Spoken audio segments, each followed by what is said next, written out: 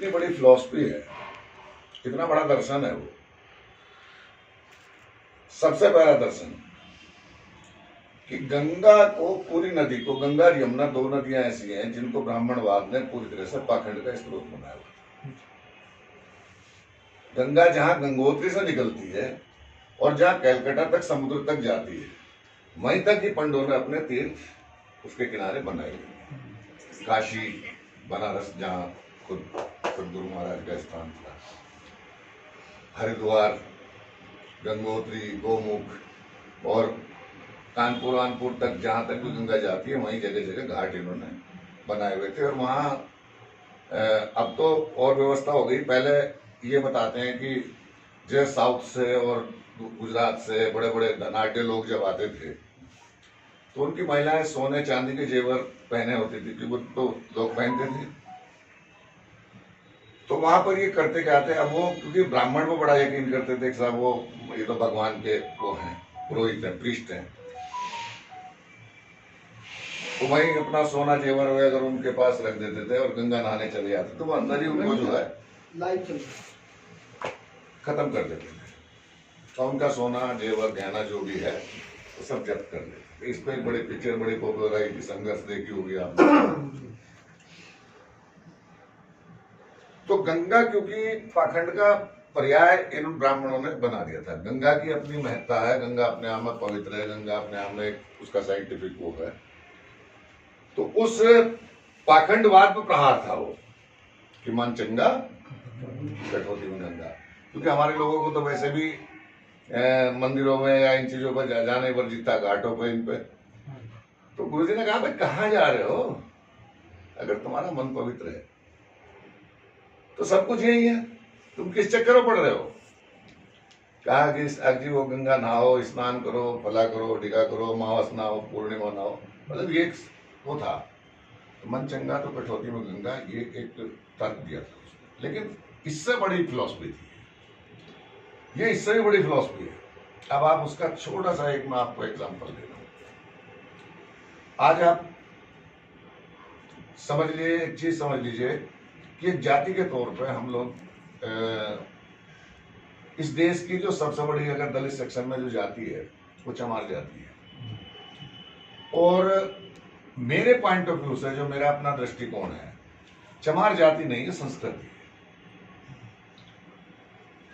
क्योंकि 6,500 जितनी भी जातियां निकली हैं, अनुसूचित जाति की जितनी जातियां हम अनुसूचित कहते हैं, वो लगभग सारी इसी में से निकली है, ये प्रामाणिक है। अब आप ये समझ लीजिए इस समाज का कितना बड़ा विखंडन है, कितनी बड़ी दुर्दशा इस समाज की है कि सबसे बड़ी जाति होने के बाद, सबसे ज्यादा डायनेमिक होने के बावजूद, ये जाति ने हमेशा दूसरे के पिछड़ों को लगी बनी, हमेशा इन्होंने दूसरों को गुलामी की। चाहे गांव हुआ, चाहे देहात हुआ, चाहे खेती हुई, चाहे किसानी हुई, चाहे नौकरी हुई, चाहे सर्विस हुई, कोई क्षेत्र ऐसा नहीं है जिसमें इन्होंने अगवा बनने की कहीं कोशिश की हो। उसका कारण ये था कि जब तक एक संयुक्त विचार नहीं होता कि समाज के पास, जब उसके पास कोई वैचारिक दिशा नहीं होती, तब तक उस समाज का कोई, क्योंकि फिर तो जिसका मुंह जिधर क्या उधर उठा के चल दिया वो भाई। तभी तो एक जुटता जब भी होगी वैचारिक, कहीं कोई विचार आप उसे एक्सेप्ट करेंगे तभी तो मेरा जो अपना दृष्टिकोण है वो समझ लो कि अब ये कम से भी कम पूरे महाराष्ट्र में किसी और नाम से बोली जाती है, गुजरात में किसी और नाम से, उड़ीसा में कुछ और नाम है, आंध्रा में कुछ और है, और यहाँ भी ये कम से कम 10 नामों से जो है यहाँ उत्तर प्रदेश में बोली जाती है।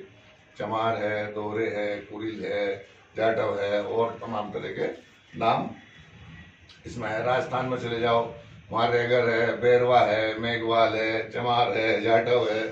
बिहार में चले जाओ वहाँ तो मतलब अलग अलग नाम इन्हीं के, एक ही कम्युनिटी के वो है।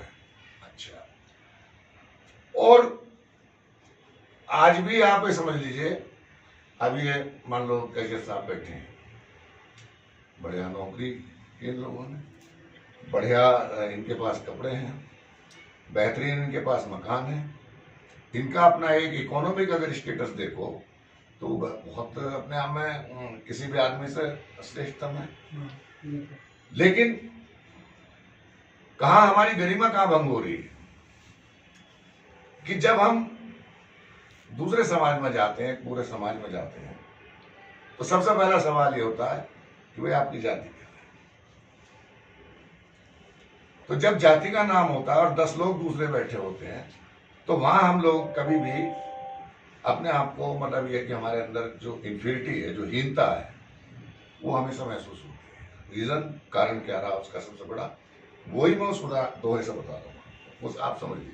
अब मान लीजिए इनका बच्चा है, भाई जो लोग आज सर्विस नौकरी पेशे में आए हैं, उनके जो बच्चे हैं वो तो बेचारे मजदूर परिवारों से ही आए, गांवों से ही निकले, तो उन्हें तो उस संघर्ष का मालूम है। लेकिन इनके जो बच्चे हुए, तो वो तो कोई तहसीलदार का बच्चा है, कोई एसडीएम का बच्चा है, या कोई बैंक अधिकारी का बच्चा है, या किसी डॉक्टर का बच्चा है, तो वो तो एक सुविधा में पला। वो यहाँ एक अब उसका क्या, उसकी परिस्थिति क्या हो गई, उसने तो वो अभाव नहीं देखा। अब वो स्कूल गया, बढ़िया वो पैंट पहन रहा है, बढ़िया उसके पास सब कुछ है, जैकेट में, कार में बैठ के वो जा रहा है, और वहां जैसे ही क्लास में उस बच्चे से पूछा उसका नाम, कि नाम क्या है, ये जाति क्या है, तो वहां वो डिमोरलाइज हो जाता है, उसका सिर झुक जाता है। ये सच्चाई है। तो मेरा कहने का मतलब ये है कि इन 4-5 हजार सालों में आप लोग उस गरिमा को क्यों वापस नहीं लेकर आए? क्योंकि उसका सबसे बड़ा कारण ये है कि आपके पास जो है पहले क्या इतिहास रहा, वो रहा, ये रहा, जो कुछ रहा, उसका हम लोग कोई व्याख्यान नहीं करना चाहते।